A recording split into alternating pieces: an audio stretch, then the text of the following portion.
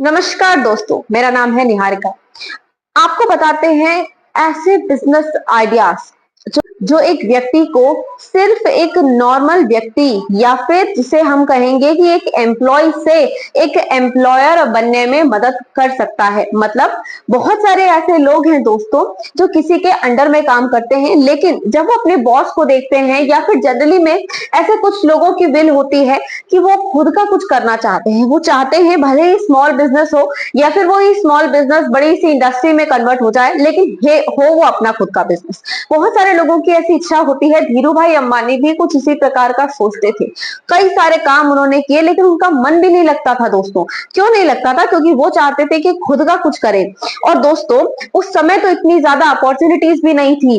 आज हमारे पास में बहुत सारे बिजनेस आइडियाज भी हैं और बहुत सारी अपॉर्चुनिटीज भी हैं उन्हें ग्रो करने के लिए। लेकिन एक ऐसा सीक्रेट है कि सब में से कोई एक व्यक्ति ही क्यों ग्रो हो पाता है। दोस्तों आपने कई सारे बिजनेस एंटरप्रेन्योर्स को देखा होगा। आज मैं आपको एक ऐसा एग्जांपल बताऊंगी जिससे आप मान जाएंगे कि यस, अगर ये अप्रोच व्यक्ति अपने बिजनेस में लगा लेता है तो उसके बिजनेस को कोई डुबा नहीं सकता। दोस्तों सबसे पहले तो हम बिजनेस आइडियाज की बात कर लेते हैं, फिर मैं आपको वो जो मेन पॉइंट है वो बताऊंगी। बिजनेस आइडियाज कई सारे हो सकते हैं दोस्तों, जैसे कि आज के समय में कोचिंग क्लासेस का इंपॉर्टेंस बहुत ज्यादा है। दोस्तों कोचिंग क्लासेस पहले सिर्फ कोचिंग क्लासेस होती थी, गुरुजी के अंडर में बच्चे पढ़ाई करते थे, लेकिन अब जो टीचर्स हैं वो एंटरप्रेन्योर्स बन चुके हैं दोस्तों। और उस सेक्टर को हम कहते हैं सर्विस सेक्टर। दोस्तों वो सेक्टर मैन्युफैक्चरिंग सेक्टर में नहीं आता, वो आता है सर्विस सेक्टर में, जहां पर एक व्यक्ति अपनी सर्विसेज प्रोवाइड करता है।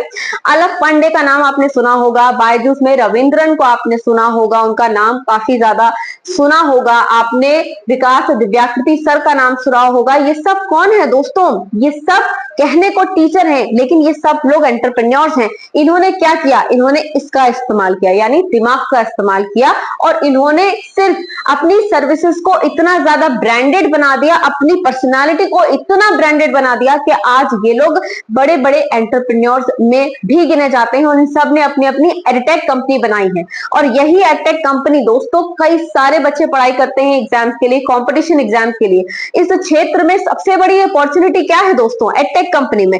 वो ये है जो कम से कम लागत में एक बच्चे को अच्छी से अच्छी एजुकेशन प्रोवाइड करेगा, वो व्यक्ति जीत जाएगा। अलख पांडे ने दोस्तों कैसे शुरुआत की? सिर्फ यूट्यूब चैनल बनाया, कंटेंट क्रिएट करना शुरू किया, सब्सक्राइबर बढ़े और यूट्यूब से ही पैसा कमा लिया उन्होंने। और तो इसमें फायदा न केवल सिर्फ अलख पांडे का हुआ क्योंकि वो एडटेक एंटरप्रेन्योर बन गए, फायदा स्टूडेंट्स का भी हुआ क्योंकि उन्हें ज्ञान भी मिला। इससे आप दो काम कर सकते हो एडटेक से, एक तरफ तो पैसे वाले बन रहे हो, एक बहुत बड़े बिजनेस एंटरप्रेन्योर बन रहे हो, और दूसरी ही तरफ आप सर्विसेज प्रोवाइड कर रहे हो लो कॉस्ट पे, जिससे बहुत सारे बच्चों के का भविष्य आप बना रहे हो, भविष्य का निर्माण कर रहे हो। तो एक एडटेक खोलना बहुत अच्छा काम होगा।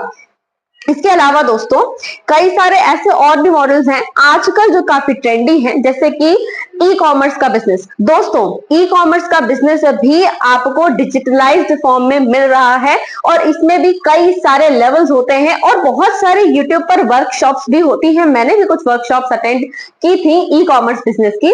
अब दोस्तों जो ई कॉमर्स बिजनेस है उसमें कॉम्पिटिशन फिलहाल में सबसे कम है। मैं कहूंगी यूट्यूब में कंटेंट क्रिएट करने से भी ज्यादा कम कॉम्पिटिशन, कंटेंट क्रिएशन का कंपटीशन आप देख लीजिए यूट्यूब में कितना ज्यादा है।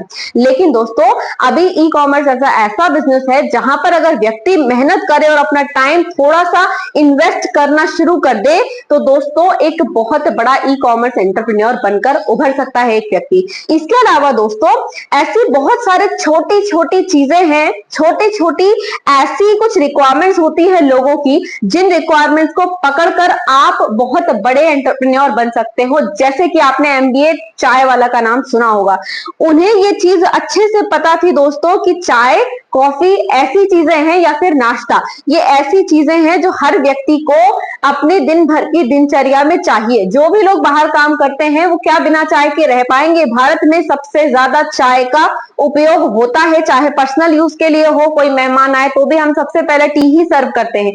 क्या चीज मेन एक्सप्लोर की? उन्होंने ये चीज एक्सप्लोर की कि कंज्यूमर्स की क्या रिक्वायरमेंट है या फिर उनके जो कस्टमर्स है उनकी रिक्वायरमेंट क्या है। तो चाय रिक्वायरमेंट होती है दोस्तों, जहां पर आपको कम से कम इन्वेस्ट करना पड़े और ज्यादा से ज्यादा मिल जाए वहां जाना चाहिए। जैसे चाय में इन्वेस्टमेंट कम है लेकिन चाय की दुकान पर जो मिलने वाला पैसा है वो ज्यादा है दोस्तों। इसी प्रकार का एक और बिजनेस दोस्तों चल पड़ा है, इसी तरह का वो बिजनेस है, वो है फार्मिंग का बिजनेस। अब दोस्तों आप सोचिए, फार्मिंग से लोग, कभी ऐसा वक्त था जब किसान जो है वो कर्ज तले दबकर सुसाइड कर लेते थे, और आज ऐसा समय आया है जब हम चाहें तो फार्मिंग को इतना ओवर एक्सप्लोर कर सकते हैं कि पता नहीं, फार्मिंग से ही हम करोड़ों के बिजनेस को खड़ा कर सकते हैं। एक ऐसा एग्जांपल है दोस्तों, उनका नाम है ड्रोन दीदी का। अब उन्होंने ड्रोन्स का इस्तेमाल किया फर्टिलाइजेशन करने के लिए और वो आज बहुत पैसा कमा रहे हैं दोस्तों। अब फार्मिंग में दोस्तों आप सिंपल फार्मिंग करेंगे तो ये कोई बेनिफिटेबल नहीं होगा। फार्मिंग के कई सारे टाइप्स होते हैं, उन टाइप्स को एक्सप्लोर कीजिए। जैसे कि मैं आपको एक एग्जांपल बता रही हूँ, पर्ल फार्मिंग, प्रॉन कल्चर, इनको आप कभी YouTube पर इनके वीडियो सर्च करके देखिएगा, पर्ल फार्मिंग कैसे होती है। इसमें बहुत कम पैसा खर्च होता है दोस्तों, लेकिन इसमें मिलने वाला पैसा जो है, पैसा खर्च भी कम होता है, इसमें आपकी मेहनत भी सिक्योर्ड रहती है और इससे मिलने वाला रिटर्न जो है दोस्तों ये बहुत बड़ा है। तो फार्मिंग भी आने वाले समय में और इस समय में एक बहुत बड़ा बिजनेस मॉडल बन सकता है। साथ ही साथ में दोस्तों आपने देखा होगा कि अब लोगों की जो लग्जरी है वो ज्यादा बढ़ गई है, क्योंकि लोगों के पास में पैसा आने लग गया है। अब जो मिडिल क्लास है वो हमारे बढ़ते जा रहे हैं, जब मिडिल क्लास बढ़ रहे हैं तो मिडिल क्लास की लग्जरी भी बढ़ रही है। अब वही लग्जरी को ध्यान में रखते हुए दोस्तों जो घर की रिक्वायरमेंट्स है या फिर डिजाइनिंग की रिक्वायरमेंट्स है वो बढ़ गई हैं। उसके हिसाब से इंटीरियर डिजाइनिंग का जो बिजनेस है, अगर उसमें एक्सप्लोर किया जाए, उसे डिजिटलाइज्ड फॉर्म में कुछ कन्वर्ट किया जाए, दोस्तों हर चीज में क्रिएटिविटी ढूंढिए। अब जैसे कि ये जो बिजनेस मैं आपको बता रही हूं जिसमें हम इंटीरियर डिजाइनिंग करते हैं, अब इसी बिजनेस में आप सोच कर देखिए, अगर इसे थोड़े से फॉर्म में हम डिजिटलाइज कर दें, कैसे ना कैसे, जैसे कि आजकल जो तेल बेच रहे हैं वो भी ऑनलाइन हो रहा है दोस्तों।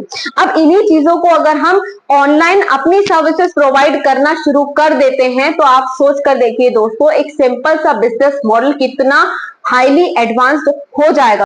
अब इसके अलावा अगर हम देखें बिजनेस आइडियाज में दोस्तों, तो एक ट्रैवल जो है, ट्रैवल यानी टूरिज्म इंडस्ट्री का जो बिजनेस आइडिया है वो काफी ग्रो हो सकता है, क्योंकि अब इंडिया में भी टूरिज्म सेक्टर को बढ़ाने के लिए सरकार भी प्रयासरत है। तो इस एरियाज में यानी ट्रैवल एंड टूरिज्म एरिया में जो भी बिजनेस ग्रो करने की कोशिश करेगा, ऑफकोर्स उसका बिजनेस बढ़ेगा, क्योंकि ट्रैवल एंड टूरिज्म बढ़ता है, कम नहीं होता। इसके अलावा लॉजिस्टिक्स जो होता है, लॉजिस्टिक्स जिसमें हम सामान को ट्रांसपोर्ट करते हैं, ऑफकोर्स इंडिया जो है वो अब इंपोर्टिंग कंट्री से एक्सपोर्टिंग कंट्री बनने की कोशिश कर रही है, और इसीलिए कहीं ना कहीं सरकार के ये जो कुछ एफर्ट्स है जैसे कि एक्सपोर्ट को बढ़ाना, ये एक बिजनेस आइडिया हो सकता है लॉजिस्टिक्स के सेक्टर में।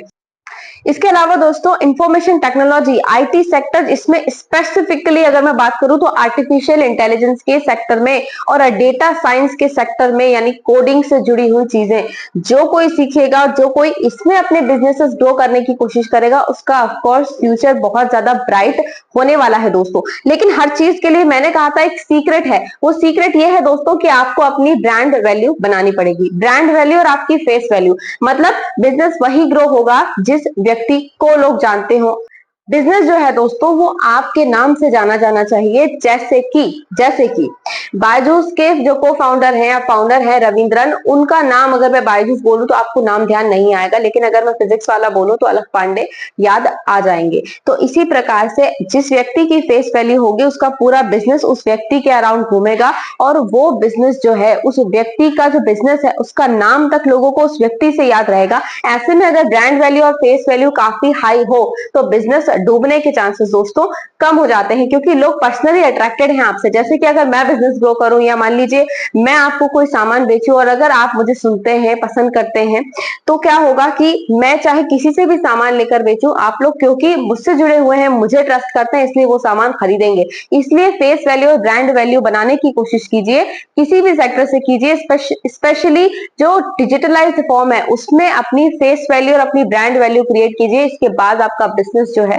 वो बहुत तेजी से ग्रो होगा, और आपका जो भी बिजनेस आइडिया हो, जितने भी बताए हैं उनमें से कोई भी बिजनेस आइडिया हो, वो आपको पीक पर लेकर जाएगा और एक बहुत बड़ा एंटरप्रेन्योर भी बनाएगा दोस्तों। अभी के लिए बस इतना ही। अगर आपको वीडियो पसंद आया हो दोस्तों तो आप हमारे चैनल को सब्सक्राइब कीजिए।